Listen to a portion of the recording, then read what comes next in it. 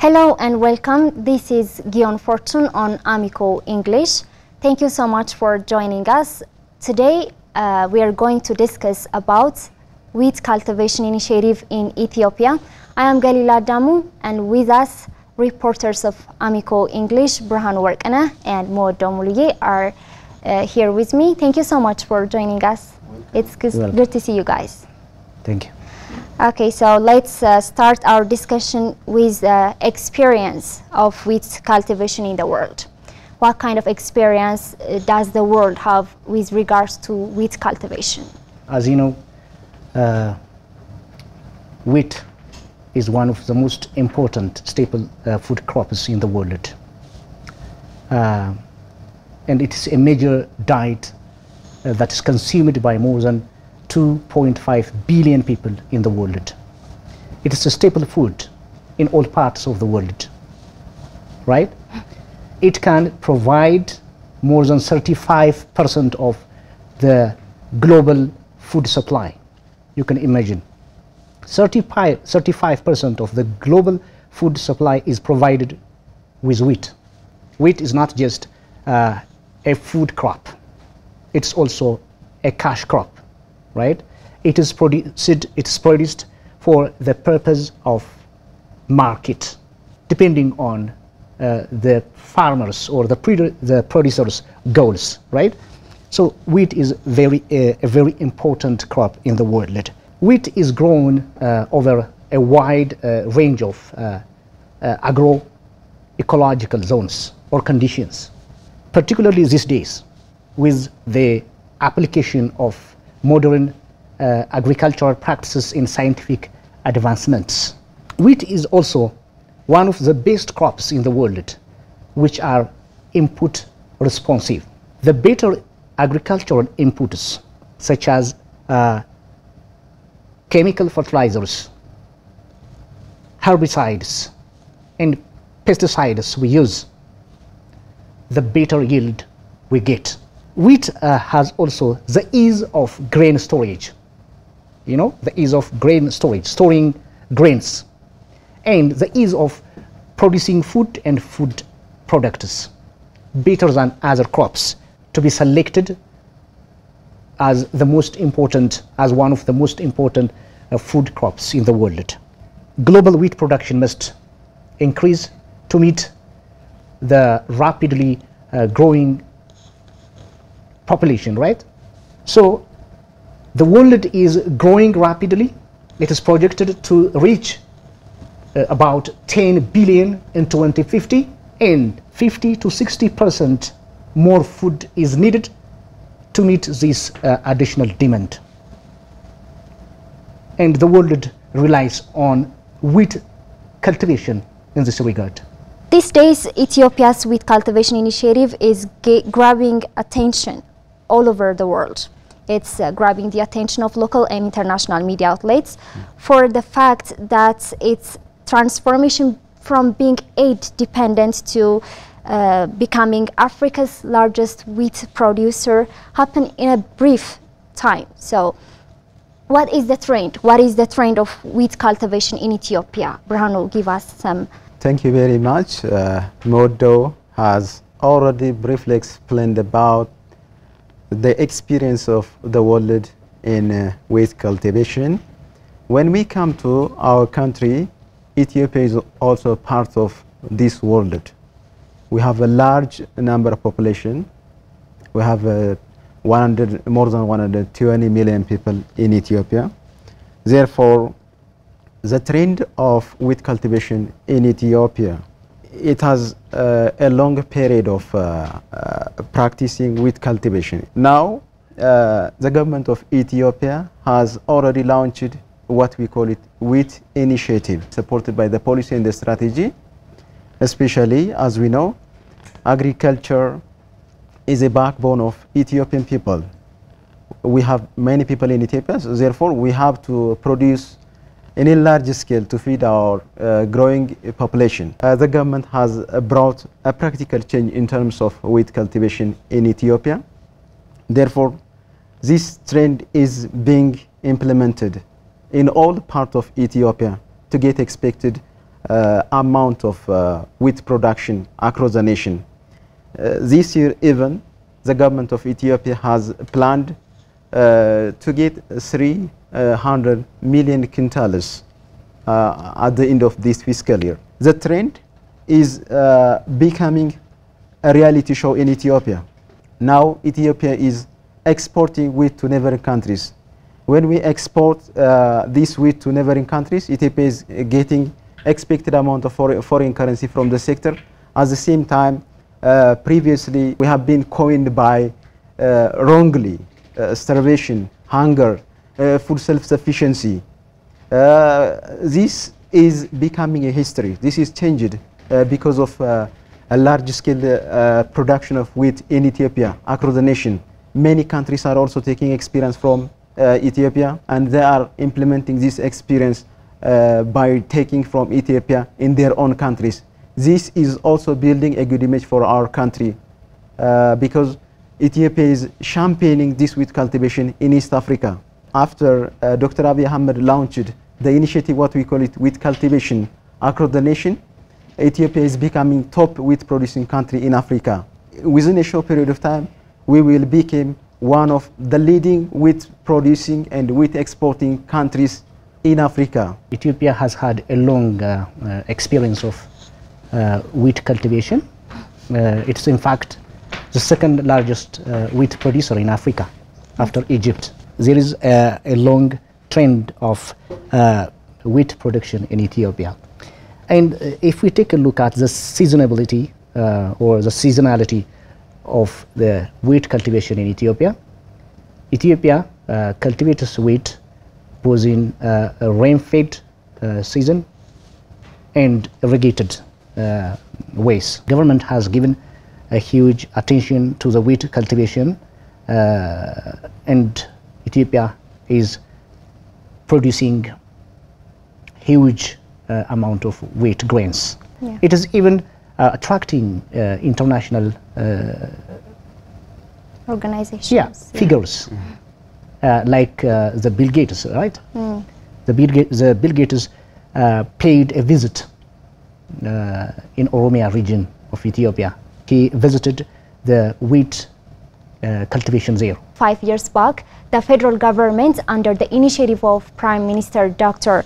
Abiy Ahmed, introduced an essential policy for the transformation of agricultural sector. So now let's discuss about why the government of Ethiopia prioritized wheat cultivation other than any other seeds or crops. Basically, the main reason why the government of Ethiopia necessitated to cultivate wheat and a cluster farming and in agro mechanization is that the first point is because of the global climatic conditions. If we look at the global climatic condition of the world, the pressing environmental condition is bringing different kinds of calamities, not only human beings but also even inanimate things. Therefore, in order to cope up this problem, the government of Ethiopia has launched wheat cultivation, supporting by policies and strategies. The other point is that the growing population of Ethiopia, as I told you before, we have more than 120 million people. Therefore, we have to feed this amount of people. The growing population is one factor that necessitates the government of Ethiopia to launch large scale or massive production of wheat across the nation. And the third one is the growing demand of food. When we have this amount of population, we have to cope this by producing surplus products. The soaring inflation of goods and services, not only in Ethiopia, across the world, because of many problems. If you take the war between Russia and Ukraine, if you take the war between Israel and what we call it Gaza, these are also exacerbating factors that will push many countries to produce different kinds of products to cope up the demand of the people. Ethiopia has been importing different kinds of materials, including wheat from Ukraine and Russia. If Ethiopia wouldn't have produce wheat, what will be the fate of Ethiopia?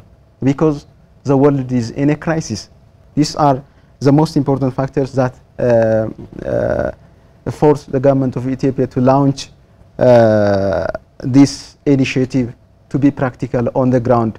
But there are also other factors that will necessitate the government of Ethiopia. For example, we can take producing wheat and exporting to the international market will have a positive, significant impact on the nation Ethiopia, in addition to getting expected amount of foreign currency from the wheat that we're going to export to neighboring countries. The government of Ethiopia is working, prioritizing areas where the government going to get foreign currency from the sector. In addition to this, when we produce a large amount of a surplus product like wheat, it will have a foreign direct investment. Many investors from the international community will come to Ethiopia and invest in agro-processing sector.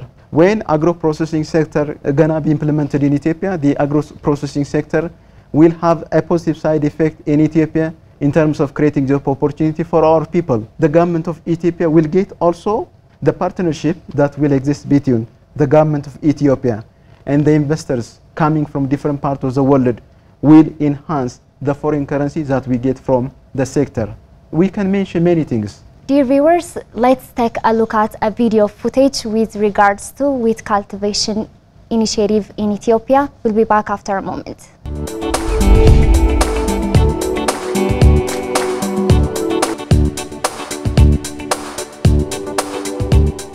Ethiopia's effort in the agricultural sector is really amazing, and in fact I can say it's inspirational, the achievements that Ethiopia has recorded in the past 5 years, especially in the wheat sector. We at the African Development Bank, of course, have been supporting Ethiopia over the past 10 years, mostly in infrastructure, in energy, in roads. We have been in agriculture, but we have been focused more on drought resilience and sustainable livelihoods. We've been in the agro-industrial parks, but since 2018, we have partnered with the Ethiopian Ministry of Agriculture and various stakeholders to develop the wheat value chain, and the results that we see today are really amazing. In fact, they are really inspirational, and they actually are coming in at a time when the continent really needs to be self-sufficient in food, given the huge potential that we have, and knowing very well that that potential must be realized to transform the lives of our people.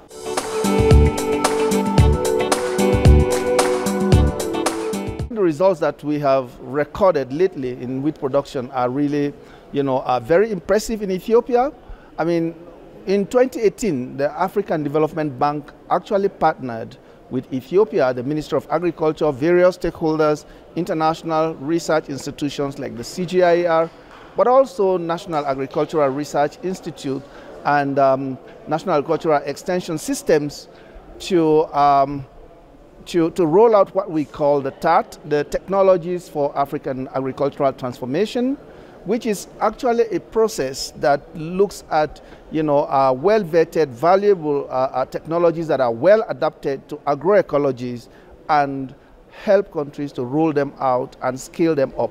In the case of Ethiopia, we started with wheat. What we did is, the problem of wheat in Ethiopia and other African countries has been the heat. So we engaged with research institutions to produce what we call heat-tolerant varieties. And for a start, to kick off the process, we did 60,000 hectares, 60,000 tons of heat-tolerant varieties, and actually created the support system to scale that up. That is what the government has run with.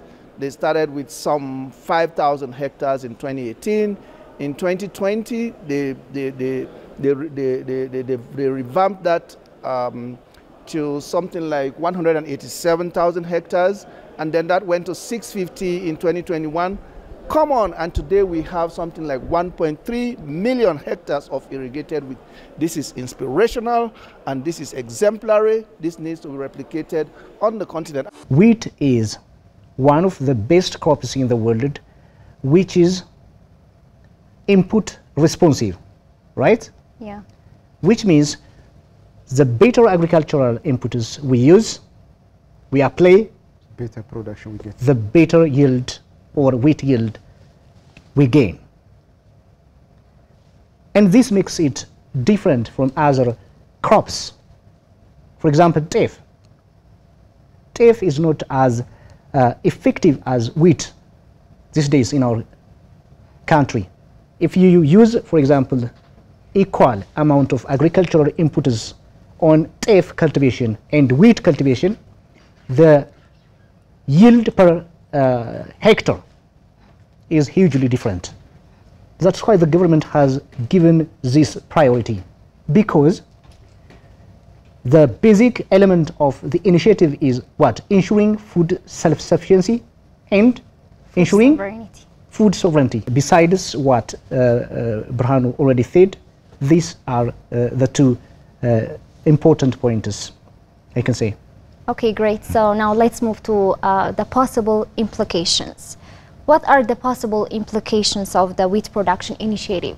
Before I directly rush to the implication of wheat cultivation using cluster and mechanization, I think it's better to see the term, what we call it, food sovereignty. That's why the main reason we are talking about food sovereignty. As Modo said that, a food sovereignty it's a political movement.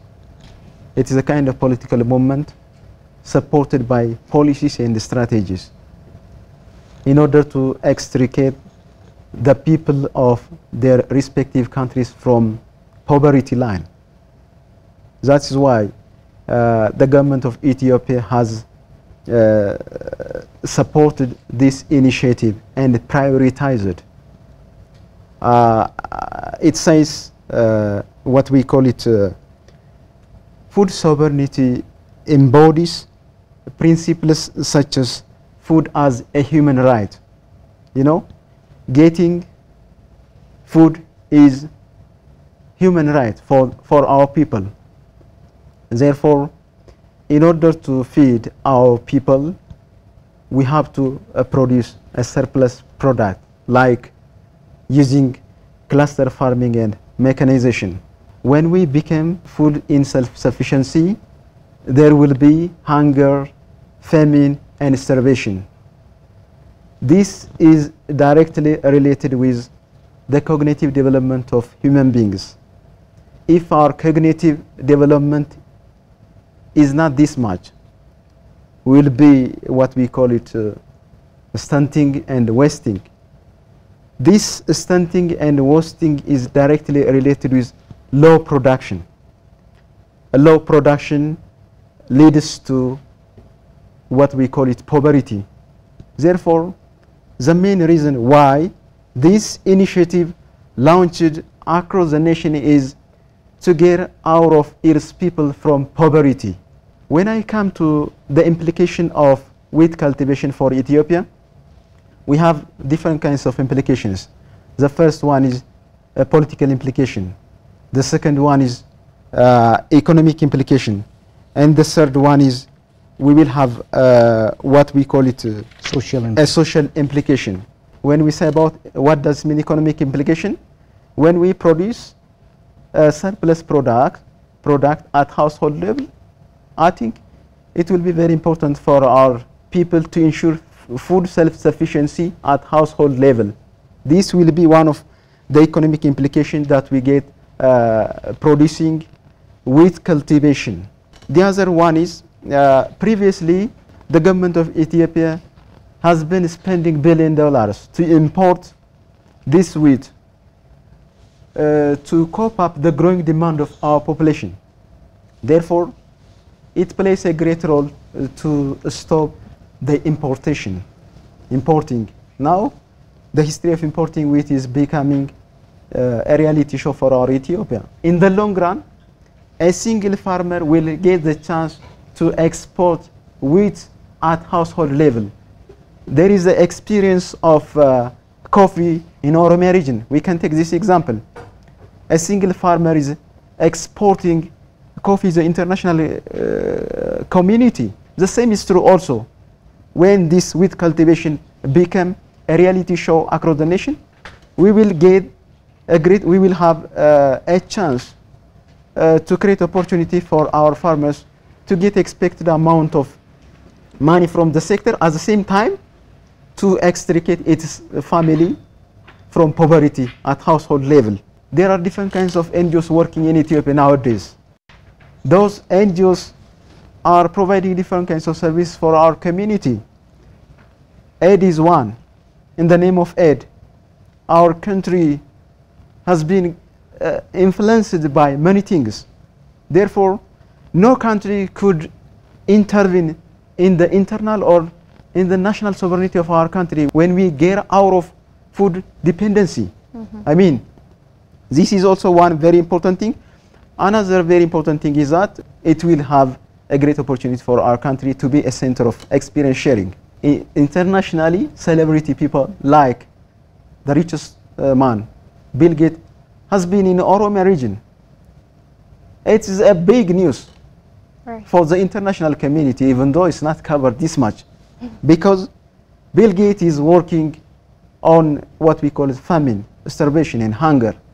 That's why Bill Gates is supporting the government of Ethiopia, because the government of Ethiopia is working to extricate its people from poverty. That's why he came and visit that large scale or massive production which is already found in Oromia region. That is also a great political implication. When I come to the social implication, Ethiopia is championing in East Africa in many ways. We share our experience to our neighboring countries. They are taking the experience. Therefore, this is a very important to have a positive relationship between our neighboring countries. What I want to add is a country having fulfilled or met the demand, the food demand of its population is more stable and more peaceful than poor ones. The government of Ethiopia is trying to meet the food demand of the growing population, and in the long run it implies that Ethiopia will become more and more peaceful country, right? Yeah. More and more stable country in Africa. So in the long run, Ethiopia will be a great country if we sustainably continue this initiative. We can take, for example, China and India, right? Yeah. And they are now, after having met their internal food demand, they are even exporting their surplus production to the external community in the world.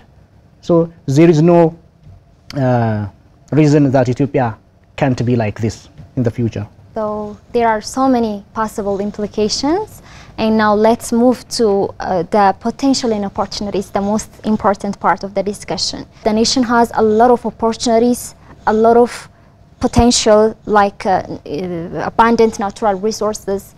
It has favorable weather, it has energetic manpower, right? So let's discuss about the potential opportunities. The first one is Ethiopia has a huge cultivable land resource. So Ethiopia has more than or a land area of more than 100 million hectares, right? And up to 70% of this is believed to be suitable for cultivation. But recently, out of 100 million hectares, less than 20 million hectares are under cultivation. Still a huge potential, a huge land resource that is still to be cultivated. We have fertile soil, which is ideal or conducive for wheat cultivation. This is another advantage, another potential. The other one is conducive climate with it. Already, Ethiopia has a conducive climatic conditions. We said Ethiopia has highlands, cool highland areas, temperate zones and hot lowlands. But with the application of modern agricultural practices and scientific applications, scientific improvements, now wheat is cultivated everywhere with aid. So the other one is the government initiative, you know, what we are discussing right now. Yeah. These days, the government of Ethiopia has given a huge attention to the practice of wheat cultivation in our country. Previously, it was only being cultivated on a small scale level, on small holding levels, right? But now it's being produced on a large scale agro processing and mechanized farming. So the fact that the government has given due attention to the sector is another potential or opportunity, I can say. And again, Ethiopia has a great experience, right, in wheat cultivation. So this is another advantage or another potential, I can say. There are more than 10 rivers in Ethiopia. Therefore, if we use those rivers practically for irrigation purpose, I think it will be very easy and supporting our production to be effective. Ethiopia is the only country which is not getting water from its neighboring countries. We have many rivers. Ethiopia is, if we look at our neighboring countries, Ethiopia, every country takes water from Ethiopia. And Ethiopia is also a source of a big river, what we call it Abai. This is also a golden opportunity for our country, Ethiopia. Still, we have untapped potential that we didn't exploit it practically on the ground. Another very important that I want to add, the potential that we have to produce wheat and a cluster and a mechanization is, as we know, we have more than 120 million people. Therefore, the existence of cheap labor force is also one potential for our country, Ethiopia. We don't know, once upon a time, many companies, well-known companies, will come to Ethiopia and plant those huge industrial complex companies that will create job opportunity for our people. Let's see the exemplary countries producing surplus wheat in the world. You have mentioned some of them previously. Let's talk about them more broadly. As my colleague Modo briefly explained on the background part of our discussion, what we call it, the experience of wheat cultivation in the world, there are many countries in the world who have a large population, like China, India, European Union, Russia. These are countries which are producing wheat at large scale. As I told you before, why the main reason is in order to cope up the growing demand of the population, irrespective of their country, they will exert their maximum effort to get out of their people from poverty. The experience shows, first, when you have the population, you have to cope up this population. The same is true also in Africa. Ethiopia is the second largest populous country in Africa. That's why Ethiopia is also working on wheat cultivation. Egypt, Ethiopia, Algeria, Morocco, Tunisia, even Sudan, Kenya, exerting their maximum effort in order to extricate its people by producing wheat in their own countries. There are also countries taking the experience of Ethiopia in order to get out of their own people from poverty, what we call it ensuring food self-sufficiency at household level. So the international experience shows that those who have a large population are still strongly working, consistently they are working in order to get expected amount of foreign currency from the export sector. Therefore, Ethiopia's wheat cultivation is a showcase not only for African countries but also for the world. The initiative is becoming, bearing a fruit. We are looking practically, Ethiopia is getting expected amount of foreign currency from wheat cultivation. This year, even taking the lesson from the last year, the government of Ethiopia has already is committed in order to double the production. So the international experience of developed countries shows that at the very beginning they have been poor like Ethiopia. But in order to cope up, in order to solve the challenges that they have already faced in the food self-sufficiency program, they make the history. Now the history is becoming a history written on the paper. It's already changed. The same is true also. Ethiopia once upon a time will dominantly produce this wheat and will have the chance export at the same time. We will have a chance to have Ethiopian aid. The countries that my colleague Brhanu mentioned, they were poor like Ethiopia sometime. Yeah, some years back. Yeah, some 4 decades ago. For example, China. China, yeah. It's a matter of 4 decades. But now, India and China belong to a population size of billions. But what? They have met the food demand of this hugely large population.